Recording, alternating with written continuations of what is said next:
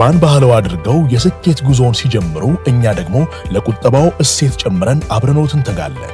ለላቀ ቁጠባው የላቀ ወለድ ይገባውታል። የብርሃን ባንክ የላቀ ቁጠባ ሂሳብ ወይም ፕሪሚየም ሴቪንግ አገልግሎት ደንበኞች ቁጠባቸው እየጨመረ ሲሄድ ባንኩ ጠቀም ያለ ወለድ የሚከፍልበት ልዩ የቁጠባ ሂሳብ አይነት ነው። የላቀ ቁጠባ ሂሳብ አገልግሎት ደንበኛ ከሆኑ ሂሳቦን በቼክ ወይም በሂሳብ ደብተር፣ በኤቲኤም ካርድ ወይም በሞባይል ባንኪንግ አገልግሎት ማንቀሳቀስ ይችላሉ። ዛሬውኑ ወደ አቅራቢያው ወደሚገኝ የብርሃን ባንክ ቅርንጫፍ በመሄድ የላቀ ቁጠባ ሂሳብ ከፍተው ብዙ ይቆጥቡ፣ ጠቀም ያለ ወለድ ያገኙ። ብርሃን ባንክ፣ እንደ ስማችን ብርሃን ነው ስራችን። Wolves have had no shots since they scored through Hugo Bueno. Can they summon something now? Hugo Bueno again. This is Mane. On the keeper and Gabriel and Messi. Oh, is it? Wow! Can you believe this? It's 2-2. ተመልሰናል አድማጮቻችን። ቀደም ሲል የሰማነው እንግዲህ ትናንትና ወልቭስን ከአርሰናል ጋር ባገናኘው ጨዋታ ላይ የነበረው ስሜት ነው። በተለይ ጎሉ ሲቆጠር ይህንን ጉዳይ እንመልከት። እንግዲህ አቻ ተለያይቷል 2-2 በሆነ ውጤት። ያው ከወልቭስ ጋር መሆኑ ብቻ ሳይሆን ያጣው 2 ነጥብ ለዋንጫ ፉክሩ ወይም ለዋንጫ የሚያደርገው ጉዞ ላይ ትልቅ እንቅፋት ሊሆን የሚችልበት እድል አለ። ይህንን ጉዳይ እንመልከተው። የቡድኑ ሜንታሊቲ ከጨዋታው መጠናቀቅ በኋላ በተለይ ተመለከትነው የተጫዋቾች ስሜት፣ ምናልባት ከዛ በላይ የኮቺንግ ስታፉም ስሜት ጭምር እንግዲህ ተረብሾ የተመለከትንበት ነበር። ይህንን ጉዳይ እናንሳ። ከጥቂት ጊዜ በፊት ወደ 9 ማስፋት ነበረበት ነጥቡን አርሰናል ያለውን የነጥብ ልዩነት እያልን ነበር። አሁን ግን ተስተካካይ መርሃ ግብሩን የሚያሸንፍ ከሆነ ወደ 2 ዝቅ ይላል ማለት ነው ማንቸስተር ሲቲ እና ይሄ ተፈጥሯል። እንመልከተው ይህንን ጉዳይ። የአርቴታ ቡድን ምን ሆነ የሚለውን ጉዳይ እንመልከት። የፕሪሚየር ሊግ ዋንጫ ፉክክርን በተመለከተ በእኔ ግምት እስካሁን ድረስ ከትላንትናው ድረስ አርሰናል በጣም ትልቅ የፕሪሚየር ሊግ ሻምፒዮን የመሆን እድል አለው የሚል ግምት ነበረኝ እስከ ትላንትናው እስከ ወልቭስ ጨዋታ ድረስ። የትላንትናውን ጨዋታ እንደ እውነተኛ እንደ ትልቅ የጥፋት ነጥብ ነው የምቆጥረው። ምክንያቱም በእኔ አስተያየት ከወልቭስ ጨዋታ በኋላ የትልቅ ቡካዮ ሳካም ከጨዋታ በኋላ ሲለው ነበር የሞመንተም ሺፍት የተፈጠረበት ሳምንት ነው። እስከ አሁንም ሲቲ ካቻፕ ላይ ነው ያለው። ኦፍ ኮርስ ከአርሰናል ጋር በነጥብ አርሰናል ይበልጣል፣ ግን ውድድሩ የዋንጫ ፍክክሩን በተመለከተ ባለን አስተያየት ላይ ትልቅ ለውጥ ሊያመጣ የሚችል ጨዋታ ነው የትላንትናው ጨዋታ ከወልቭስ ጋር እና በእኔ ግምት በዚህ ሲዝን ብቻ አይመስለኝም ባለፉት ጥቂት ዓመታት የአርሰናል በጣም መጥፎ ፐርፎርማንስ ነው የነበረው በእኔ ግምት በሁለቱም አጋማሾች። የሁለተኛውን በምክንያታዊ ማብራሪያ ለማብራራት ይቸግረኛል። አርሰናል ሁለተኛውን አጋማሽ በእንደዛ አይነት ሁኔታ የተጫወተበትን ምክንያት ለምን እንደዛ ተጫወተ የሚለውን ራሽናል የሆነ ማብራሪያ ለመስጠት በጣም ያስቸግራል። የመጀመሪያው አጋማሽ ግን ጥሩ አልነበረም። ኢሪስፔክቲቭ ኦፍ ውጤቱ አርሰናል ጨዋታውን 2-1 አሸንፎ ሞቶ ቢሆን አቻም ተለያይቶ እንደ አቻን የተለያየው፣ ስለዚህ አቻም ተለያይቶ ቢሸነፍ የጨዋታው ውጤት ትላንት የነበረውን ፐርፎርማንስ እንደ ፐርፎርማንስ ማለት ነው በጣም መጥፎ ፐርፎርማንስ ነበር ለኔ ሙሉ 90 ደቂቃው ማለት ነው። የመጀመሪያ አጋማሽ ላይ ቁጥጥር ነበረው ኦኬ፣ ግን የፓሲቭ ዶሚኔሽን የሚሉት ወይም ስቴሪል ዶሚኔሽን የሚሉት አደጋ የማይፈጥር 62% የኳስ ቁጥጥር ድርሻ ነበረው። ገና በጊዜ ነው ጎል ያስቆጠረው፣ ግን በጣም ዝግ ባለ ፍጥነት ነው አርሰናል ጨዋታውን ያደርግ የነበረው። ጨዋታው ለመግደል የሚጫወት ቡድን አልነበረም። የትላንትናውን ጨዋታ በማሸነፍ የነጥብ ልዩነቱን ቢያንስ ለጊዜውም ወደ 7 የማስፋት እድል እንዳለው ቡድን አይደለም እየተጫወተ የነበረው። የመጀመሪያው ማጋማሽ የኔ ኢምፕሬሽን የነበረው ልክ እንደዚህ ነው። ለማየት ካሰለቹኝ የፕሪሚየር ሊግ ጨዋታዎች መካከል አንደኛው የትላንትናው የመጀመሪያ አጋማሽ የፕሪሚየር ሊግ ጨዋታ ነው። አርሰናል ከፍተኛ ብልጫ በወሰደበት፣ ምክንያቱም የገጠመውን ቡድን ማንነት ማስታወስ ያስፈልጋል። ወልቭስን የገጠመው ትላንትና አርሰናል ኦኬ ኦልድ ትራፎርድ ላይ አቻ ተለያይቷል። ሲቲንም እኮ አስቸግሮት ነበር፣ ሊቨርፑልን አስቸግሮት ነበር አንፊልድ ላይ። የሚቀይረው ሀቅ የለም። ወልቭስ በፕሪሚየር ሊግ ታሪክ ከመጥፎቹ ቡድኖች መካከል አንደኛው ነው። በዚህ የውድድር ዘመን አይደለም፣ በዚህ የውድድር ዘመን ወልቭስ ላለመውረድ አይደለም የተጫወተው። ሲጀመር ወርዶ ነው ሲዝኑ ነው የጀመረው። ከ3 ከ4 ጨዋታዎች በኋላ ወልቭስ ኩኛን ሪያን ኤት ኑሪን ወይ ምና ተጫዋቾች ከሸጠ በኋላ ሰርቫይቭ በደህና ተጫዋቾች እነሱን ባለመተካቱ የተነሳ ሰርቫይቭ እንደማያደርግ ግልጽ ነበር። ከዛ በፊትም በአመታት ውስጥ የሸጣቸው ተጫዋቾች በየጊዜው ይታወቃሉ። ጃንዋሪ መጣ ስትራንድ ላርሰንን ሸጡት ለክሪስታል ፓላስ። እሱን ሲሸጡት ምንም ግልጽ ነው። ግን ላለመውረድ የተጫወተ ቡድን አይደለም ለኔ ወልቭስ የወረደ ቡድን ነው ገና ሲዝኑ ከተጀመረበት ጊዜ ጀምሮ አንድ ጨዋታ ነው አመቱ ሙሉ ያሸነፈው ወልቭስ አይ ሮብ ኤድዋርድስ ከመጣ በኋላ እኮ ኦልትራፎርድ ላይ ኤቲሃድ ላይ እንደዚህ ሆኗል it doesn't explain anything ወልቭስ በፕሪሚየር ሊግ ታሪክ መጥፎ ቡድን ላለመሆን ነው እየተጫወተ ያለው ማቴማቲካሊ ደርቢ ካውንቲ ነው 12 ነጥብ ያለው ትላንትና ወልቭስ 10 ነጥብ ላይ ደረሰ ስለዚህ በቀረው 10 ጨዋታ ምናምን ተጨማሪ 2 ነጥብ እና ከዛ በላይ ለማግኘት የሚፋለም እንደዛ አይነት በጣም ዝቅ ያለ ባር ላይ ያለ ህይወት የሌለው ቡድን ነው ወልቭስ የውድድር ዘመኑ በሙሉ ህይወት አልባ ቡድን ነው 9 ነጥብ ብቻ የነበረው በፕሪሚየር ሊግ ታሪክ ነው የሚለው እንደውም በአጠቃላይ በእንግሊዝ እግር ኳስ ታሪክም ከመጥፎ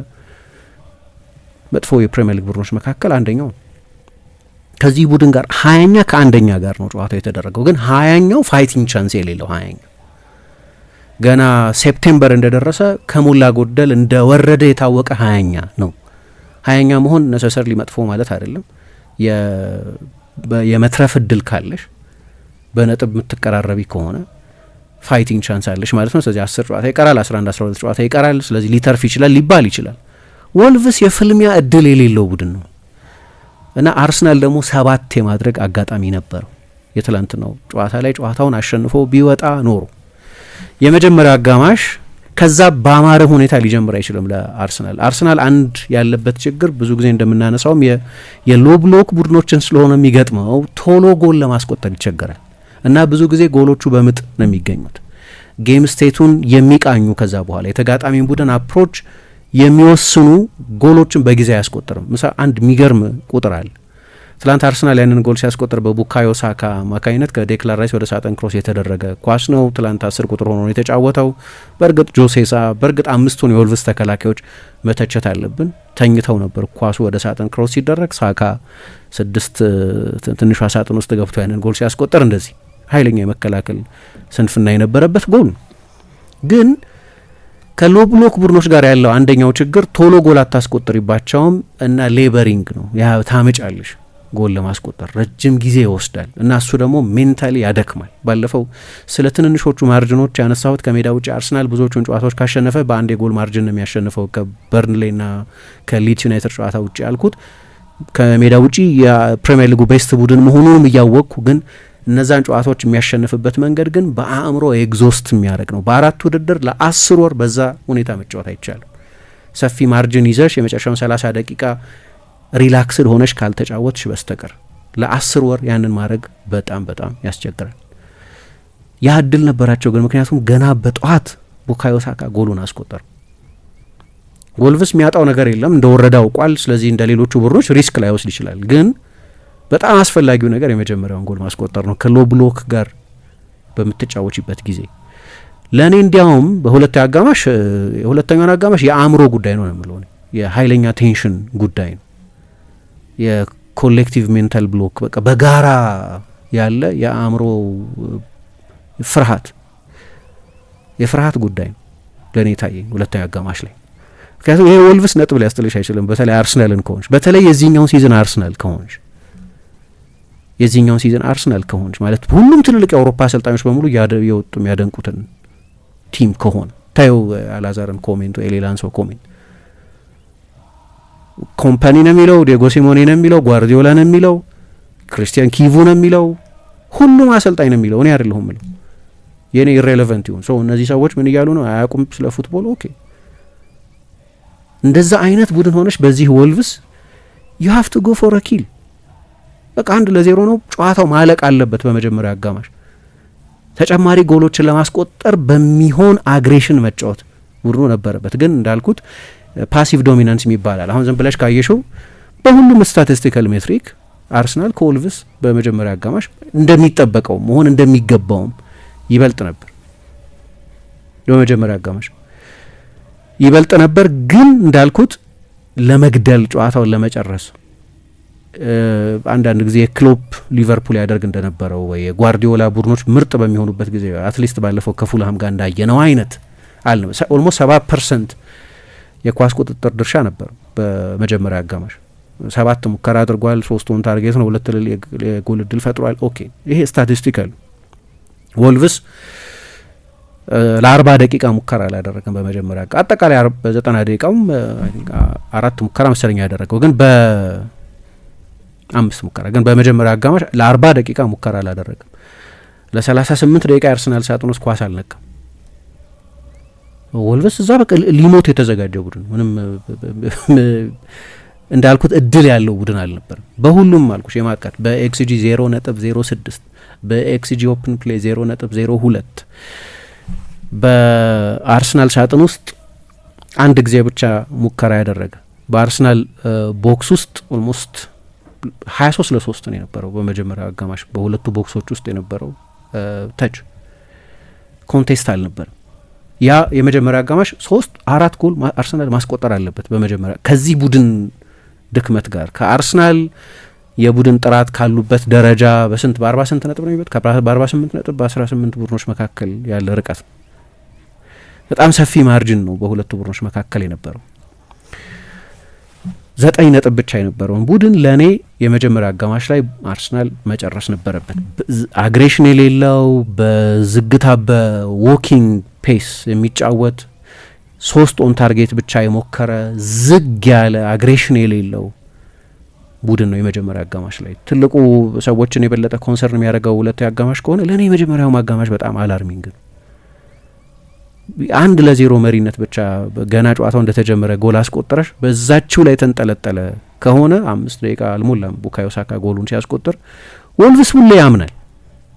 ለተጋጣሚ ቡድን ተስፋ የምትሰጪበት እድል አለኝ እንዲል የሚያደርግበት ፋይቲንግ ቻንስ እንዲኖረው የሚያደርግ ሁኔታ ነው በመጀመሪያ አጋማሽ እና ለእኔ ሁለተኛው አጋማሽ ወልቭስ ነው የተሻለ የጀመረው። በጠቅላላው ሁለተኛው አጋማሽ ወልቭስ ይሻል ነበር በአክቹዋል ፐርፎርማንስ ወልቭስ ይሻል ነበር። አርሰናል ጎሉን በፒየሮ ኢንካፒ አማካይነት 2-0 መምራት የጀመረበትንም ጎል ሲያስቆጥር ወልቭስ ተሽሎ ነው አርሰናል በመሀል ጎል ያስቆጠረው እና ጎሉ የተቆጠረው ደግሞ የአርሰናል ሁለት ተከላካዮች ባደረጉት ቅብብል እንጂ የአርሰናል የማጥቃት ተጫዋቾች በፈጠሩት አይደለም። የአርሰናል ማጥቃት ነው ግን የአርሰናል የማጥቃት ተጫዋቾች የተሳተፉበት አይደለም። ጋብርኤል ነው የመሀል ተከላካዩ ጋብርኤል፣ ለግራ ተከላካዩ ፒየሮ ኢንካፒ ኳሱን የሰጠው የአርሰናል የመጀመሪያ ጎሉን አስቆጥሯል። የአዳምስ የስቲቭ ቦልድና የአዳምስ አይነት ጎል ነው ይላሉ የአርሰናል ፌመስ ተከላካዮች። እንደዚህ አይነት ቅብብል ነበራቸው። ግን ለእኔ ስለ ማጥቃቱ የሚናገረው ነገር አለ። አሁን አንድ የሚታየኝ ነገር የአርሰናልን ማለት ራሽናል ኤክስፕላኔሽን ልሰጠው ያስቸግረኛል። እንዳልኩት በጠቅላላው አርሰናል በጨዋታው ላይ የነበረው የቡድን ጠባይ ግን እንደ ተጫዋች እንደ ምርጫ ግን አርቴታን በተመለከተ በተለይ ምንድነው ሺዝልስና ሀመርስ የሚባል ነገር አለ። የካቻ ቤቴና መዶሻ ማለት የትኛው መሳሪያ ለየትኛው አይነት አገልግሎት ነው የምትጠቀሚበት የሚለው ለይቶ የማወቅ ጉዳይ ነው። ሺዝልና ሀመር ይባል። ለእኔ ትላንት አርሰናል የሎ ብሎክ ቡድን የገጠመው ከ30% ኦልሞስት 30% ኳስ ሊይዝ ፈቃደኛ የሆነ ብቻ ሳይሆን በአርሰናል ሱፐርማሲ ምክንያት እንደዛ እንዲጫወት የሚገደድ ቡድን አንስቼዋለሁ ከዚህ በፊት። ትላንት የአርሰናል ተጫዋቾች ለሯጮች የሚሆን ጌም አይመስለኝም። የትላንትናው ጌም ለሯጮች የሚሆን ጌም አይደለም። አርሰናል ይዞ የገባው ሯጮች ነው። ማድዌኬ በቀኝ በኩል፣ በግራ በኩል ማርቲኔሊ፣ ከፊት ዮኬሬስ፣ ሁሉም ከጀርባ የሚሮጥበትን ስፔስ የሚፈልጉ ተጫዋቾች ናቸው። እኔ አሁን ማናችንም ከአርቴታ የተሻለ የእግር ኳስ እውቀት የለንም። ማናችንም ማለት ከዓለም ቤስት አሰልጣኞች አንደኛው ነው። ረጅም ጊዜ ተጫዋችነት ታሪክ ያለው ነው። ከጓርዲዮላ ጋር የሰራ ነው። በቬንገር ስር የሰለጠነ ነው። በባርሰሎና፣ በፒኤስጂ፣ በኤቨርተን በምን የተጫወተ ነው። ግን እኔ ይህንን አይደንቲፋይ ማድረግ ቀላል ይመስለኛል። እኔ ልሆን እችላለሁ ስህተት ምሰራው። የአርቴታ፣ ጋብርኤል ኤንዘ፣ አልበርት ስቱቨንበርግ ወይ ሌሎቹ ሰዎች የኮቺንግ ስታፍ አባላት የሆኑት በሙሉ እነዛ ሁሉ ላፕቶፕ ይዘው ተደርድረው የሚቀመጡት 7 ሰዎች ኦፍኮርስ ኤክስፐርቶች ናቸው። ለእኔ ግን ከወልቭስ ጋር በምትጫወችበት ጊዜ ከጀርባ ስፔስ የለም እና ወልቭስ እንደዛ ነው የሚጫወተው። አትሊስት በመጀመሪያ አጋማሽ በአርሰናል ኳሊቲ ምክንያትም ብዙ ጊዜ በፕሪሚየር ሊግ አርሰናል በሚገጥማቸው ቡድኖች ጠባይ ምክንያት አሁን ይህንን ማወቅ ለእኔ ምጡቅ የእግር ኳስ አእምሮ የሚጠይቅ አይመስለኝም። ግን ዝም ብሎ ያላዋቂ ሰው አረዳድ ሊሆን ይችላል። ዮኬሬስ ኦፍኮርስ ከጀርባ ስፔስ ይፈልጋል። የላስት ላይን ተጫዋች ነው። ስለዚህ መሮጫ ቦታ ያስፈልገዋል። ማርቲኔሊ ብዙ ጊዜ ብያለሁ። ማርቲኔሊ ሰፊ ስፔስ የሚፈልግ ተጫዋች ነው። ሯጭ ነው። የመሮጫ ስፔስ ይፈልጋል። አሁን አትሊስት አንድ ሯጭ ያስፈልጋል። ስለዚህ የማድዌኬን ወይም የማርቲኔሊን ወይም የዮኬሬስን ከሶስቱ አንዳቸውን መካተት እረዳለሁ። የተለያየ ካራክተሪስቲክስ ያላቸውን ተጫዋቾች ነው ማጫወት ያለብሽ። ግን ሶስቱም ሯጮች ከሆኑ ግን ችግር ነው። ከዛ ሳካ በፕሪሚየር ሊግ ጨዋታ 10 ቁጥር ሆኖ ተሞክሯል ትላንትና፣ ክፋት የለውም እና ከ16 ጨዋታ በኋላም ለመጀመሪያ ጊዜ ጎል አስቆጥሯል። ችግሩ ግን ጋይል ይሄ የዛ ቦታ ኤሊት የ10 ቁጥር ተጫዋች የለም። እንደው ሯጮችም ከተጠቀምሽ አሁን እሺ በቀኝና በግራ በኩል ያሉት አሁን ይሄው እኮ ነው ከዊጋን ጋር የነበረው ፍሮንት ስሪ ከዮኬሬስ በስተቀር ልንል እንችላለን። አሁን ትልቁ ልዩነት እዛ ጋር ጄሱስ ነው የነበረው እዛ ጨዋታ ላይ። ጄሱስን ተጠቀምሽ ማለት ፍሉይድ ይሆናል። ምክንያቱም ጄሱስ 9 የላስት ላይን ተጫዋች አይደለም። ድሮፕ ነው የሚያደርገው፣ ወደ ኋላ ይመለሳል፣ ፋሲሊቴተር ይሆናል። እውነተኛ 10 ቁጥር ባለመያዝሽ ምክንያት ሊፈጠር የሚችልን የክሬቲቪቲ ጉዳይ መሙላት ይችላል። ወደ ቻናል ይወጣል፣ ስለዚህ በተደጋጋሚ ከማርቲኔሊ ጋር ቦታ ይቀያየራል። ወደ ቀኝ መውጣት ይችላል፣ ስለዚህ ከማድዌኬ ጋር ቦታ መቀያየር ይችላል። ወደ ጥልቅ ይመለሳል። አሁን ለእኔ የማጥቃት ኮምቢኔሽን ጉዳይ ነው ይሄ። የትኞቹን ተጫዋቾች በተለይ ምርጫ ያለሽ ጊዜ ትሮሳርን፣ ጄሱስን፣ ኤዜን ቤንች ማድረግ የምትችበት ሌግዠሪ ያለሽ ጊዜ እነዚህን ተጫዋቾች የትኛው ጨዋታ ላይ ነው የመጀመሪያ አጋማሽ የማጥቃት ችግር ለእኔ የመረጣቸው የተጫዋቾች ፕሮፋይልን በቀጥታ የሚመለከት ነው እና ለመጀመሪያ ጊዜ የሆነ ነገር አይደለም ይሄ። አንድ ጊዜ አስታውሳለሁ ከአስቶን ቪላ ጨዋታ በኋላ አስቶን ቪላ ከአርሰናል ጋር ከተለመደው የኡናይ ኤመሪ ዲፌንሲቭ ላይን የበለጠ ጠለቅ ብሎ የተከላከለ ቡድን ቢሆንም ግን በፕሪሚየር ሊግ ሃይ ዲፌንሲቭ ላይን ቡድን ነው የታወቀ። እዛ ጨዋታ ላይ ለምሳሌ አርቴታ የቦል ቱ ፊት ተጫዋቾችን የተጠቀመው ሯጮችን አይደለም የተጠቀመው። የሚሮጥበት ስፔስ ባለበት ጨዋታ ላይ ምክንያት አለው። ዮኬሬስ ከጉዳት መምጣቱ ይሆናል፣ ማርቲኔሊ ከጉዳት መምጣቱ ይሆናል። ምንድነው ካቪያት የሚሉት ማብራሪያ አለው። አንድ ነገር ነው እሱ። ግን ፕሮፋይል ማድረግ ያስፈልጋል። የትኞቹን ተጫዋቾች የትኛው ጨዋታ ላይ መጠቀም አለበት። ለእኔ ይሄ በጣም ማሲቭ የሆነ ችግር ነው።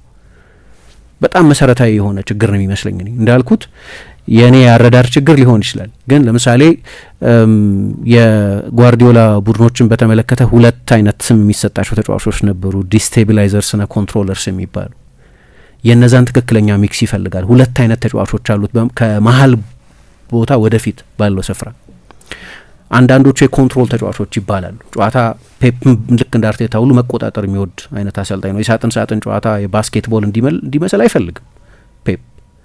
ስለዚህ ኮንትሮል ተጫዋቾች ወይም የፖዛ ተጫዋቾች፣ የስክነት ስፔኖቹ ፖዛ የሚሉት ኮንሰፕት አለ። ከኳስ ጋር የመስከን የማረግ የመርጋት ባህሪ ያላቸው ተጫዋቾች ሮድሪ፣ ኢልካይ ጉንዶዋን፣ ቤርናርዶ ሲልቫ፣ ጃክ ግሪሊሽን ወደዛ አይነት ተጫዋችነት ቀይሮት ነበር። ሪያድ ማህሬዝም ኤክስፕሎሲቭ የክንፍ ተጫዋች ሳይሆን የበለጠ የፔሸንስ የክንፍ ተጫዋች ነው።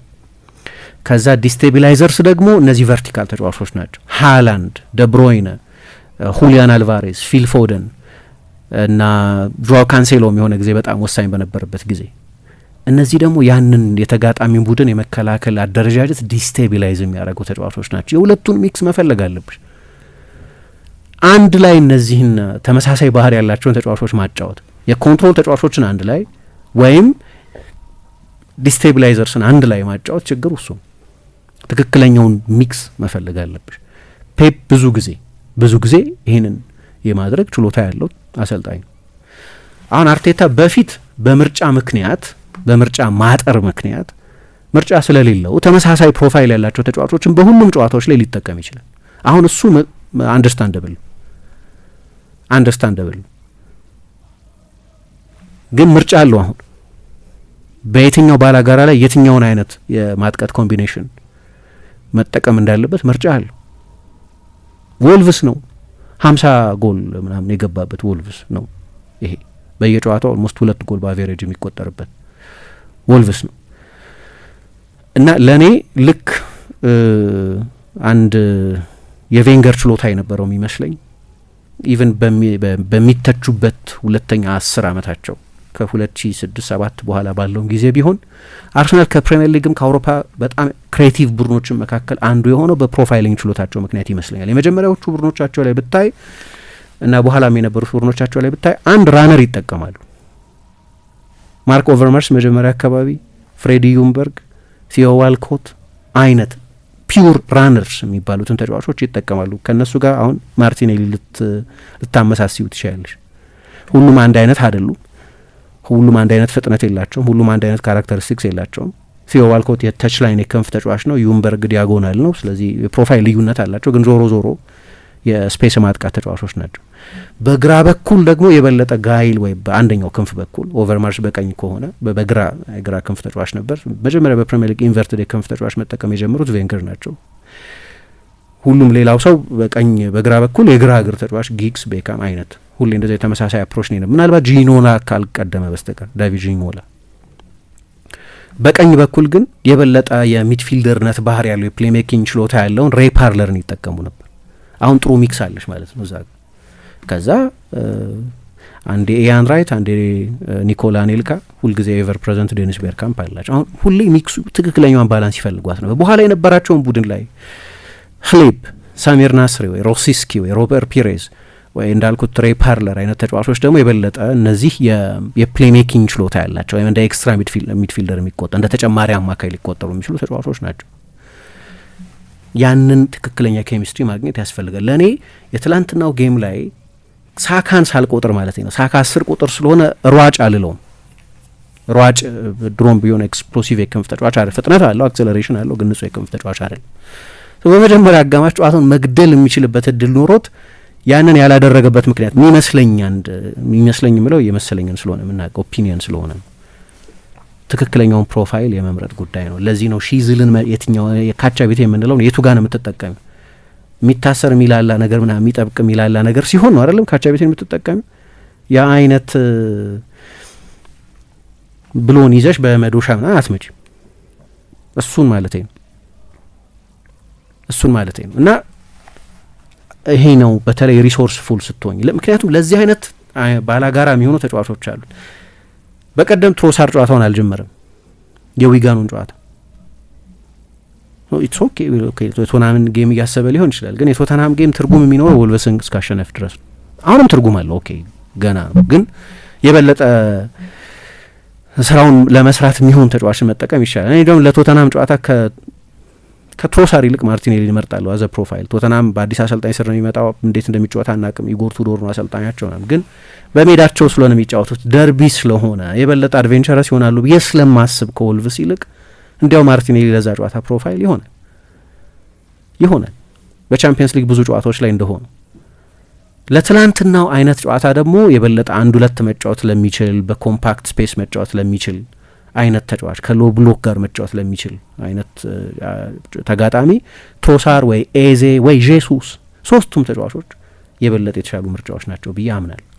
አንድ ሯጭ ልትቀላቂበት ይችላል ወይ ማድዌኬ ወይ አንዱን ተጫዋች ወይም ይሄው ላይን አፕ ከሆነም ጄሱስ አትሊስት ከዮኬሬስ ይልቅ ለእኔ ይሄ በጣም መሰረታዊ ጉዳይ ነው እና የመጀመሪያ አጋማሽ ላይ ትኩረት የሰጠሁት ከማጥቃት ተጫዋቾች ፕሮፋይል ምርጫ ጋር በቀጥታ የሚገናኝ ስለሆነ ነው። በቂ ምርጫ ነበረው። ሀቨርትዝ ባይኖር ኦዴጋርድ ባይኖር ግን ቤንቹ በጣም ሪሶርስፉል ቤንች ነው። ብዙ የምናወራለት ስኳድ ነው ይሄኛው የአርሰናል ስኳድ። ከዛ የትኛውን ተጫዋች የትኛው ጨዋታ ላይ ትጠቀሚበታለሽ ወይ ነው ጉዳዩ። ይሄ ደግሞ ከማሰልጠን ከተጫዋቾች ፕሮፋይሊንግ ጋር የሚገናኝና በቀጥታ አርቴታና የሱ ስታፍን የሚመለከት። ሁለተኛ አጋማሽ ሲጀምር 1-0 ብቻ ነው። ወልቭስ ፕሬሸር የለበትም። ምንም የሚያጣው ነገር የለም። በትላንትናው ጨዋታ ቢሸነፍም ወልቭስን በተለየ ሁኔታ የሚበይን ሰው የለም። they had nothing to lose። ምንም የሚያጡት ነገር የለም የትላንትናው ጨዋታ። እዚህ ሁለተኛውን አጋማሽ በጣም በተሻለ ኢንቴንሲቲ ነው የጀመሩት። ከዛ አርሰናል ጎል አስቆጠረ። ኦኬ ይሄንን ወልቭስ እሱን ሌላም ቡድን ቢገጥሙ ማለት ነው ወልቭስ ሌላም ጊዜ ብዬው አውቃለሁ። ይሄንን ወልቭስ ማንኛውም ቡድን ዶሚኔት ማድረግ አለበት። አሰልጣኙ መጠነኛ መሻሻል እያደረገበት ቢሆን እንኳን የቡድኑን ዋና ተጫዋች በጃንዋሪ የሸጠ ነው ስትራንዳርሰንን በጣም ደካማ ሂስቶሪካሊ ነው የምለው በዚህ ሲዝን ብቻ ሳይሆን በታሪካዊ ደካማነት የሚጠቀስ ቡድን ነው ይሄ። ከዛ ይህንን ቡድን ከነ ጥያቄዎቹም አሁን ካነሳዋቸው ጥያቄዎችም ጋር ቢሆን 2-0 መራ አርሰናል። ከነዚህ ችግሮች ጋር ይህንን አሁን ያነሳሁት ችግር እየተስተዋለ 2-0 ግን ይመራ ነበር። ከዚህ በኋላ ጨዋታው ከእጅሽ ሊወጣ አይችልም። አሁን ይሄኛው ሜንታል አስፔክት ነው ለኔ። ይሄ የአእምሮ ጉዳይ ይሆናል። ይሄ በፍርሃት ቆፈን የመያዝ ጉዳይ ነው። የቅድሙ ሞር ቴክኒካል በኔ ለሁለት ከፍዬ ባየው መርጣለሁ። ከዛ በአጋጣሚ ሆኖ ከትላንት በስቲያ ስናነሳ ስለ እነዚህ ጠባብ ውጤቶች ሳነሳ አንድ ግን በሜዳውም ይሁን ከሜዳ ውጭ አርሰናል በሚያደርጋቸው ጨዋታዎች የሚስተዋልበት ድክመት ጎል ባስቆጠረ በ10 ደቂቃ ውስጥ ነው ባለፈው ብሬንፎርድ ጎል ያስቆጠረው። በ7 ደቂቃ ውስጥ ነው ማንቸስተር ዩናይትድ መልሶ ጎል ያስቆጠረው። ቦርንመዝ አርሰናል 3-1 ከመራ በኋላ ነው በ5 ደቂቃ ውስጥ 3-2 የሆኑበትን ጎል ያስቆጠረው። እንዲህ አይነት ነገሮች መደጋገም ጀምረዋል። ሌላ ጊዜ በቃ በሩን ጥርቅም ማድረግ የሚችል የተከላካይ መስመር ነበረው። በተለይ ያው ካላፊዮሪ አልነበረም፣ ግን አትሊስት ቲምበር፣ ሳሊባ ና ጋብርኤል አንድ ላይ ነበሩ። ኢንካፒም በጣም ጥሩ ተከላካይ ነው። በተለይ ግን ሳሊባ ና ጋብርኤልን አንድ ላይ የሚያጣምር ከሆነ እንደ ወልቭስ አይነት በጣም ደካማ ቡድን ብቻ ሳይሆን ማንንም ኤሊት ቡድንን ኒውትራላይዝ ማድረግ የሚችል ቡድን ኦኬ። ወልቭስም ያን ያህል ትልልቅ የጎል እድል አልፈጠረም። 2 ሙከራን ያደረገው በሁለተኛው አጋማሽ 2 ጎል ነው ያስቆጠረው። 2 ሙከራን የነበረው ወልቭስ በሁለተኛው አጋማሽ። ወልቭስ ያን ያህል አደጋ ፈጥሯል ማለት አይደለም፣ ግን የመጀመሪያው ጎል ሲቆጠር ስህተት ነበረው። ቦይኖ የኢንካፒ ጎል ሲቆጠር መጀመሪያ ጎሉ ተቆጠረ፣ አርቢትሩ ሻሩት፣ ዘግይተውን ያነሱት የመስመር ዳኛው። ከዛ በቪአር ታየ እና ጎሉ ጸደቀ። ይሄ ልጅ የኦፍሳይድ ፖዚሽኒንግ ልክ አልነበረም፣ ግን ከደቂቃዎች በኋላ የግራ ፉል ባክ ነው፣ ብዙ ድክመት ታይበታለች። የኢንካፒ ድክመት ነው ራሱ ጎል ያስቆጠረው ተጫዋች ቶሎ አልወጣም። በጣም ዲፕ ነበር የአርሰናል ተከላካይ መስመር። ከሁሉ በላይ ግን አርሰናልን እዚህ ድረስ ያደረሰው ስቲል የፕሪሚየር ሊግ መሪ ነው። አርሰናል የቀሩትን ጨዋታዎች ካሸነፈ ሻምፒዮን ይሆናል። በአርሰናል ቁጥጥር ስር ነው ያሉትን ጨዋታዎች ካሸነፈ ኦር 10 ጨዋታ አሸንፈው ከሲቲ ጋር ቻ ቢወጣ እና ሲቲ ስትሬት ሁሉንም ጨዋታ ቢያሸንፍ አርሰናልን ሳያሸንፍ ከሆነ ስቲል እድል አለው እና 27 ሳምንት ድረስ ያመጣው አንደኛው ጥንካሬ በወል መከላከል ነው። ይሄ ጎል ሲቆጠር ትራክ ባክ ማድረግ የሚጠበቅባቸው የአርሰናል ሌሎቹ የማጥቃት ተጫዋቾች ሳካ ይሁን ማድዌኬ ይሁን ማርቲኔሊ ይሁን አልነበሩ። የአርሰናል አንደኛው ጥንካሬ ሲከላከል ብዙ ጊዜ ጋብርኤልንና ደንቅ ይሆናል፣ ሳሊባና ደንቅ ይሆናል፣ ሁለቱን ፒቮቶችና ደንቅ ይሆናል። ግን ኖ 11ዱም ተጫዋቾች ነው የሚከላከሉት። እዚህ ጋር ያ በጣም መሰረታዊ ቤዚክ አልነበረም። ከዛ ጨዋታው ሺፍት አደረገ ስል ወልቭስ እየቀጠቀጠ ነበር ማለት አይደለም። ወልቭስ ያንን ጎል እስኪያስቆጥር ድረስ ከቦይኖ ጎል በኋላ ኤድዌዝ የሚባለው ልጅ ጎል እስኪያስቆጥር ድረስ ሌላ ሙከራ አላደረገም። ምንም ሙከራ አላደረገም ጭራሽ። ግን ምን ማየት ጀመር? የአርሰናል ተጫዋቾች ይሄ ሜንታል ጉዳይ ከፍተኛ የጫና ጉዳይ የተፈጠረ እንደሆነ የምታውቂው የወልቭስ አሰልጣኝ ሮብ ኤድዋርድስ ራሱ ተናገረው። ይሄን ጨዋታው ካለቀ በኋላ የአርቴታ በጣም የቅርብ ጓደኛ ነው፣ የኮቺንግ ባጅ አብረው ነው የሰሩት። ምን አለ? እናውቃለን አርሰናል በጣም ኃይለኛ ፕሬሸር ውስጥ እንዳለ፣ ኤምሬትስም ላይ የሄድን ጊዜ አይተነው ነበር ያንን ብሏል። ያንን ፕሬሸር ፊል እናደርገው ነበር። ስለዚህ እስከ ቆየን ድረስ ጨዋታ ውስጥ የጎል ልዩነቱ 2-1 እስከሆነ ድረስ እድል እንደነበረ እናውቅ ነበር አለ። ኦኬ 2-1 ሆነ፣ ኢትስ ኦኬ የሆነ ፕሪሚየር ሊግ ነው ልትቆጣጠረው ያትሲም እንደ ቦይኖ አይነቱን ጎል ከመከላከል ድክመቱ ጋር በጣም ግሩም ጎል ነው ያስቆጠረው። ኦኬ ቡድኖች ደጋግመው ግሩም ጎል የሚያስቆጥሩ ከሆነ አንቺ ላይ ምን ማለት ነው? እሱ ራሱን የቻለ ማብራሪያ ያስፈልጋል። ምክንያቱም ዶርጎ አስቆጥሮታል ከአርሰናል ጋር በነበረው ጨዋታ። ማቴዎስ ኩኛ እንደዚህ አይነት ጎል አስቆጥሯል። አሁን ትላንትና ቦይኖ ተመሳሳይ አስደናቂ ጎል ከሳጥን ውጭ አስቆጥሯል። ሲደጋገም ምን ማለት ነው? ኦፍኮርስ በቀጥታ የመከላከል ትልቅ ሀውለር ነው፣ ትልቅ ስህተት ላይሆን ይችላል፣ ግን የሆነ ልታርሚው የሚገባ የሆነ ድክመት አለ ማለት ነው። ግን ማይንድ ሴት ላይ የፈጠረው ልዩነት የሚያሳይ አንድ ነገር ልንገር። እስከ ቦይኖ ውጤቱን 2-1 እስካደረገው ጎል ድረስ አርሰናል 61% የሁለተኛውን አጋማሽ ጅማሬ ጨምሮ ወልቭስ ጥሩ ጀምሯል ብዬም ጭምር 61.4% ፖሴሽን አርሰናል ጋር የነበረው። ከዛ ጎል በኋላ ጨዋታው እስኪያልቅ ድረስ 97 ደቂቃ ነው የተጫወቱት። ጨዋታው እስኪያልቅ ድረስ የአርሰናል ፖሴሽን ወደ 50.8% ነው የወረደው። ከዛች ጎል በኋላ ኦልሞስት ከ10 በላይ ፐርሰንቴጅ ፖይንት የፖሴሽን ልዩነት ነው የተፈጠረው። 1 ነጥብ እሱ። ከሁሉ በላይ አስገራሚው ነገር የፓስ ኮምፕሌሽን ጉዳይ። አሁን ለእኔ ኦኬ ወልቭስ ጎል አስቆጠረ፣ ግን 50 ጎል የተቆጠረበት የተከላካይ መስመር ነው ያላቸው። ስለዚህ 3ኛ 4ኛ ጎል ለማስቆጠር ነው መጫወት ያለብሽ። በሚገርም ሁኔታ ከፒየሮ ኢንካፒዬ ጎል በስተቀር አርሰናል በሁለቱ አጋማሽ ኦን ታርጌት አልሞከረም። ሁለተኛውን አጋማሽ ሙሉን አንድ ኦን ታርጌት ነው የሞከረው። በጠቅላላውም 3 ሙከራ ነው ያደረገው በፕሪሚየር ሊግ በዚህኛው ሲዝን። በሁለተኛው ሀፍ አርሰናል በአንድ አጋማሽ አነስተኛው ሙከራ ያደረገበት ጨዋታ ነው። ኤንድ እሱ የሆነው ከወልቭስ ጋር ነው። ሁለተኛውን ጎል ለማስቆጠር ምንም ፍንጭ አልነበረውም። ይሄ ጎላ የሚባል ሁለተኛ ለእኔ 60 ምናምነኛው 60 ደቂቃ ማለሙላ አይደለም ቦይኖ ጎሉን ሲያስቆጥር 60 ደቂቃ ግማሽ ሰዓት ይቀራቸዋል ጨዋታ አያልቅም አይደል። ወልቭስ 3-4 ጎል ሊቆጠርበት የሚችል በጣም ደካማ ቡድን ነው። በትላንትናውም ጌም በሲዝኑ በሙሉ የተለየ ሂሮይክ የሆነ የወልቭስን ፐርፎርማንስ እኮ አላየንም።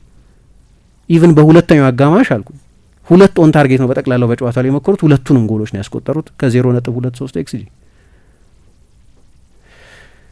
እና ደካማ ቡድን ስለሆነ ሌላ ጎል ለማስቆጠር መጫወት ያስፈልግ ነበር። እሺ እንደው ቢከፋ ነገሩን ቢቢል ወይ እኔ በቃ እቺን ማርጅን ነው መከላከል መፈልገው ካልሽ እንደ አርሰናል አይነት ቴክኒካል ተጫዋቾች ዙቢሜንዲ ያለው በጣም ጥሩ ተጫዋች ነው። ከኳስ ጋር ሳሊባ፣ ራይስ ጥሩ የፖሴሽን ተጫዋች ነው። እንደ ተጫዋቾች ካለሽ ደግሞ የፖሴሽን ማስትሪ ያስፈልጋል ማለት ነው። የኳስ ቅብብል ጥራትሽ ከፍተኛ መሆን አለበት። በቃ እኔ ከጨዋታው ደስታ የሚባል ህይወት የሚባል ነገር መጥጫ ያወጣለሁ ካልሽም በሁለቱ አጋማሽ የአርሰናል የኳስ ቅብብል የቡድን የኳስ ቅብብል ስኬት 77% ነበር። 77% ለኤሊት ቡድን በጣም ደካማ ነው። ወልቭስ 85% ነበር በሁለቱ አጋማሽ የኳስ ቁጥጥር የቅብብል ጥራታቸው ማለት ነው። ፖሴሽን ድርሻቸው ማለት አይደለም። ፓሲንግ አኪዩሬሲ የሚባለው የፓስ ኮምፕሌሽን ሬት የሚባለው በዛ መንገድ እቋቋማለሁ ካልሽ ወልቭስ ምንም አያመጣም። ስለዚህ እኔ እሁድ ከቶተናም ጋር ጨዋታ አለብኝ፣ ስለዚህ ብዙ ኤነርጂ አላፈስምም ከሆነ ነጥቡ አይመስለኝም። ግን ከሆነም በዛ ኤሊት መሆን አለበት። አሁን እዚህ ጋር ጉዳዩ ምንድን ነው የሚለው መታየት አለበት። ማን ነው ለምንድን ነው ይሄ ነገር እየተፈጠረ ያለው? ኦኬ በአካል ስቴዲየም ውስጥ የለንም፣ የምናውቀው ነገር የለም። ያየነውን ፐርሲቭ ያደረግነውን ነገር ነው የምናወራው። በሳምዲን የሚባል አንድ የቴሌግራፍ ጸሐፊ ትዊት ያደረገውን አይተሽ እንደሆን ጨዋታው እየተደረገ ስቴዲየም ውስጥ ነበር እና የፕሬስ ቦክሱ ብዙ ጊዜ ከኮችንግ ከቴክኒካል ቦታው ከደጋውቱ ኋላ ነው። አሰልጣኞቹን ወዲያው የማየት እድል አላቸው። እኛ ዳይሬክተሩ ሲመርጥ ነው የሚያሳየን። ሁሉንም 90 ደቂቃ ልናይ አንችልም። እነሱ ግን ያዩዋቸዋል አሰልጣኞቹ። ለመጨረሻዎቹ 10 ደቂቃዎች አርቴታ በሁሉም ስሜቶች ውስጥ ነበር ይላል።